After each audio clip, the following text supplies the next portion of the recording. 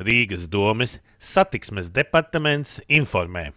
Naktī no 29. māja uz 30. māju tiks atklāta mājņvirziena satiksme uz tiltu pār Milgrāvi. Turpmāk transporta līdzekļu satiksme pa šo tiltu tiks organizēta pa 3 braukšanas joslām, no kurām vidējā būs mājņvirziena braukšanas josla, kur satiksme regulēs mājņvirziena joslas luksofors. No 6:00 līdz 11. rītā pa 2 braukšanas joslām tiks organizēta satiksme virzienā uz pilsētas centru, bet 3. braukšanas josla būs atvēlēta satiksmei virzienā no centra.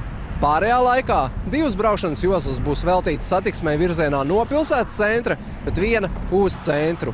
Kustība pa malējām braukšanas joslām paliks nemainīga visu diennakti. Atkarībā no luksofora gaismas signāla izmainīsies braukšanas virziens tikai vidējā braukšanas joslā. Pēdējo reizi Rīgā satiksme ar speciāliem mājņvirziena joslas luksoforiem tika organizēta pirms 3 gadiem, renovējot estakādu par Zunda kanālu. Toreiz šādi luksoforu uz minētās estakādas tika uzstādīti uz remontdarbu laiku. Uz tiltu pār Milgrāvi mājņvirziena satiksme būs pastāvīga. Tādējādi šāda satiksme tiks organizēta pirmo reizi Latvijā. Mājņvirziena joslas luksofors tiks uzstādīts virs mājņvirziena braukšanas joslas. Luksofora gaismas signāls zaļas bultas formā norādīs, ka transporta līdzekļi šajā braukšanas virzienā drīkst pārvietoties pa mājņvirziena joslu. Savukārt pretim braucošo transporta līdzekļu vadītājiem šajā brīdī būs redzams gaismas signāls sarkanu sakrustot līniju formā. Tas aizliedz kustību pa šo braukšanas joslu.